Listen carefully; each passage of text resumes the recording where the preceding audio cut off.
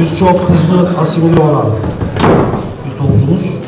Bunun işte en güzel canlı örneklerinden birisi bizim kuşak. Ben doğduğumda gerçekten hiçbir kelime ilkokula gittiğimde Türkçe bilmiyordum. Bugün torunuma dilimizi öğretmekte zorlanıyorum. Dünyaya baktığımız zaman dünya bir milletler mezarlığıdır. Ve bu milletlerin yok olmasının temelinde de öncelikle dillerini kaybetmeleri yatar. Bizim dillerimizde Adige Abhaz dilleri ve Kuzey Kafkasya'da konuşulan diğer dillerin tamamında Birleşmiş Milletler'in kaybolma riski altında tanımladığı diller arasındadır. Bugün öncelikle Düzce Üniversitesi Çerkez Dil Edebiyatı bölümü açılması ve süreci ve bu konuyla ilgili öneriler yardımcı doçent Doktor Fehmi Altan tarafından sizlere sunulacak. Daha sonra Adana Kafkas Anaokulu'yla ilgili bu diasporadaki ilk anaokulumuz bizim Hak İsa İlagöz arkadaşımız bizi bilgilendirecek. Program akışımızda küçük bir değişikliğimiz oldu. Dijan Döver Sonucu mazereti nedeniyle bugün gelemedi. Onun sunumunu da bize Ertan arkadaşımız yapacak. Sıralamada da küçük bir değişiklik yapıyoruz. Ertan Bey'den önceyi alıyoruz. En son konuşmacımız Yemuz Beyazıt Tarıkçı arkadaşımızın konuşması. Yine ben rica ediyorum, süremizi aşmış bulunuyoruz. Hem konuşmacı arkadaşlardan mümkün olduğu kadar süreye uyulmasını rica ediyorum. Soruları yine en sonunda alıyoruz. Sorularda sohbet şeklinde değil de mümkünse soru soralım. Teşekkür ediyorum. Buyurun.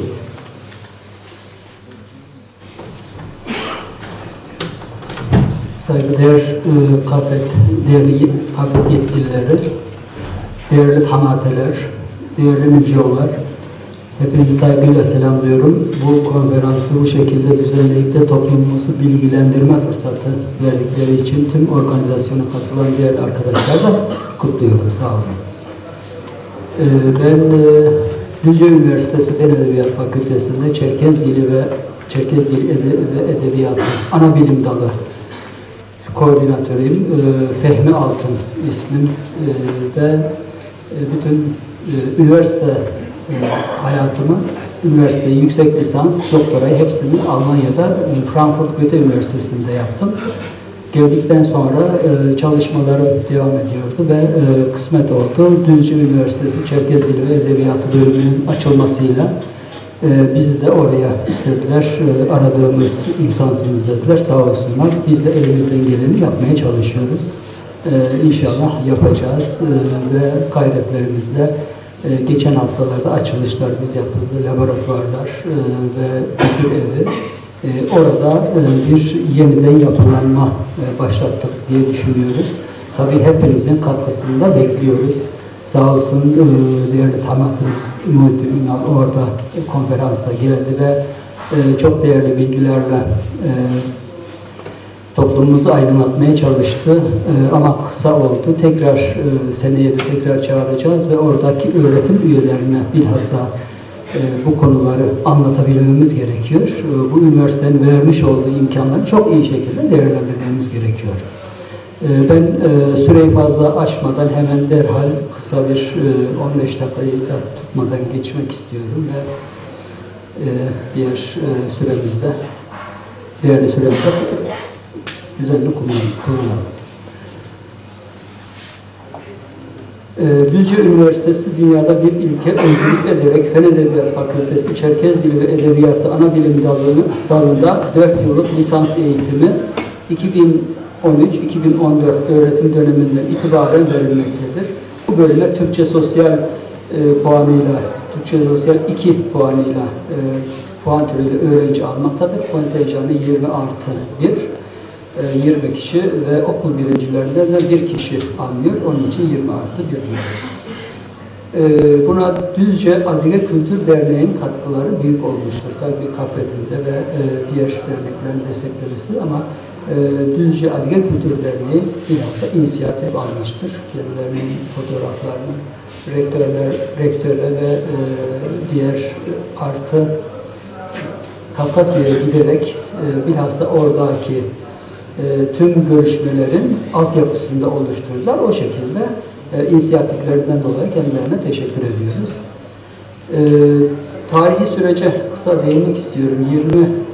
2013 Mart ayında rektörümüz Profesör Doktor Funda Sivrilkaya Şerifoğlu, Fen Edebiyat Fakültesi'nin profesörü Profesör Doktor İlhan Genç, İngilizce Bölüm Başkanı Yardımcı Doçent Doktor Yusuf Şen ve Düzce Adige Kültür Derneği Başkanı Murat Caymaz'dan oluşan bir heyetle Adige Cumhuriyeti'ne gittiler. Adige Cumhuriyet Devlet Üniversitesi ve Düzce Üniversitesi arasında imzalanan protokollarla öğretim üyeleri konusunda anlaşma yaptılar. Yapılan anlaşmaya Adige Devlet Üniversitesi'nden Düzce Üniversitesi'ne bir profesör, 2 doçent olmak üzere 3 öğretim üyesi geldi. Bu senede bir yardımcı doçent daha alınarak 4 öğretim üyesiyle eğitime devam ediliyor. Birinci sınıfta yine kültür konuları temel baz alınarak asıl amaç Çerkez dilini öğretmek ve bunun ayrıntıları dil bilgisi, okuma yazma ve okuma, dinleme, anlama derslerinden oluşan haftada 16 saat bu programlarda yoğun olarak ders veriliyor.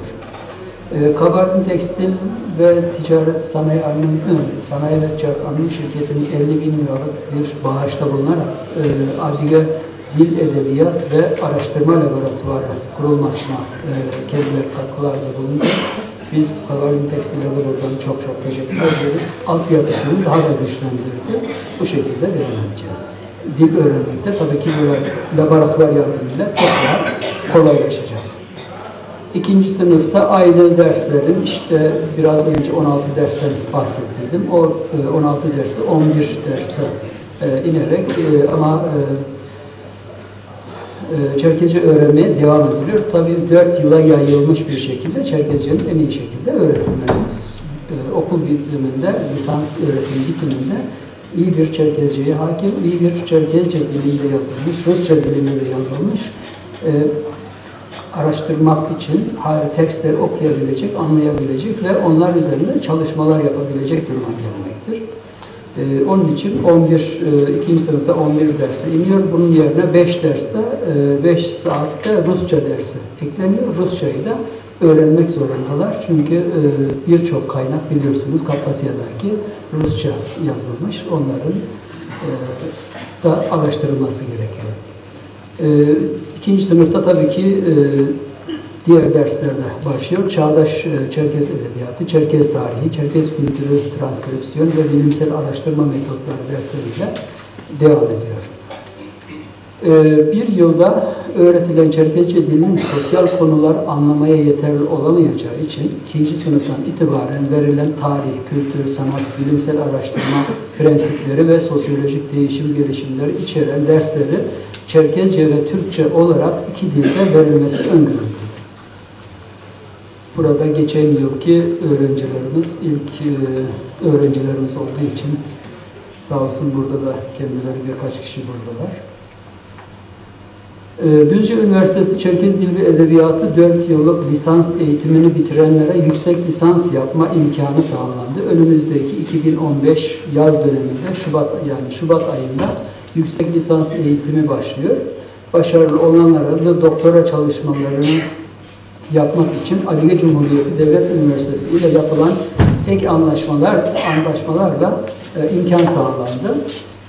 Önümüzdeki Şubat ayında yüksek lisans öğrencileri alacağız. 10 kişi alacağız ilk başlangıçta. Tabii ki kriterleri karşılayan kişileri alacağız. YÖK'ün önermiş olduğu ALES'ten 55 puan alması gerekiyor. Yabancı dil sınavına girmiş olması gerekiyor. Yabancı dile girmeyenlere biz tekrar sınav yapıyoruz. O şekilde devam ediyor. Ve talep de çok. Umarım zaten bu yüksek lisanslara çok güveniyoruz. 3 yıldan sonra toplumumuzun artık çalışmalarını Türkiye'de de bilimsel çalışmalarla en çok Çerkez'in yaşadığı bir ülkede bunun toplumumuza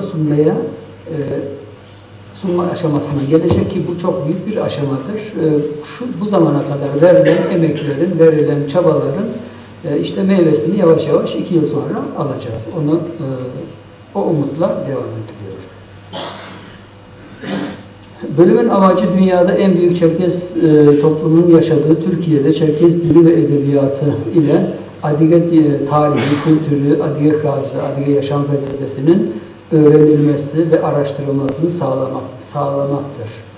Bunu yaparken aynı zamanda Türkiye'nin sosyokültür zenginliklerinden önemli bir ögeyi de ortaya koymayı hedeflemektedir.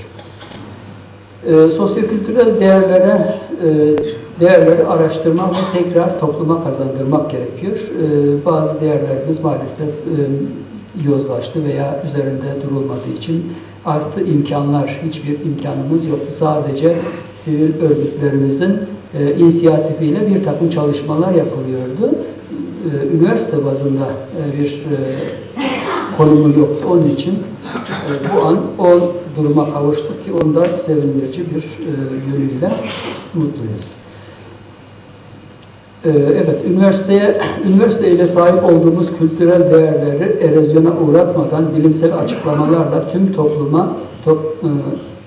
topluma da anlatmak gerekiyor ki içinde yaşadığımız ülkelerin de sosyokültürel gelişmelerine katkımız olsun. Örneğin akraba evliliğinin yasak olması. Çerkez toplumunda akraba evliliği yasak biliyorsunuz. Tek eşlik kuralı, kadın erkek eşitliği, kız çocuklarını zorla evlendirmemek gibi böyle sadece kısa geçmemiz gerekiyor ki nedeni de süreyi aşmamak için. Akraba evliliği Çerkezlerde yasaktır fakat son zamanlarda bu çok görülüyor. Maalesef üzülerek söylüyoruz. Sebebi ise dinen sakıncası olmadığı düşüncesinin yaygın olması. Oysa bu geleneğin İslam öncesi dönemi cahiliyede o toplumdan gelen bir gelenektir. Peygamber onu kaldırıyor ve sınırlıyor ama maalesef onun devamı gelmiyor. Fakat daha sonra toplumun din anlayışı ile tekrar kabul görüyor. Bu şekilde devam ediyor. Bunun dinle de bir ilgisi maalesef yok. Araştırılması, işlenmesi gereken konularda birisi de bunlardır. Birbirinden ayırmak gerekiyor. Yoksa sosyalizasyonu yani uygarlığın gelişmesini engelliyor. Bu tür akraba evliliği. Çerkezler tek eşlik geleneği. Çerkezlerde tek eşlik ise sosyal toplumun bilincinin gelişmesine katkı sağlıyor. Çok eşlik ise erkek egemen kültürün anlayışıdır zaten. Burada bu çok eşliği sanki geçerli olarak saymaları için bir takım tabii ki dini fetvalar da önem kazanıyor. Fakat Sure 4 ayet 3'te doğru olan tek eşlilik olduğunu belirtiyor. Yani ulaşılması zor olan bir hedef gibi. Ama bizim toplumumuz bin yıllardır bu hedefe ulaşmış. Bu hedefi sosyokültürel yaşam olarak benimsemiş ve diğerlerinde pek sıcak bakmıyorlar. İstisnalar tabii ki İslamiyet'ten sonra da dinen normal sayılır şeklinde çok evlilikler, çok nadir de olsa yapanlar olmuş. Onları Arap ülkelerinde bilhassa yaşayan Çerkezlerde bu görülmektedir.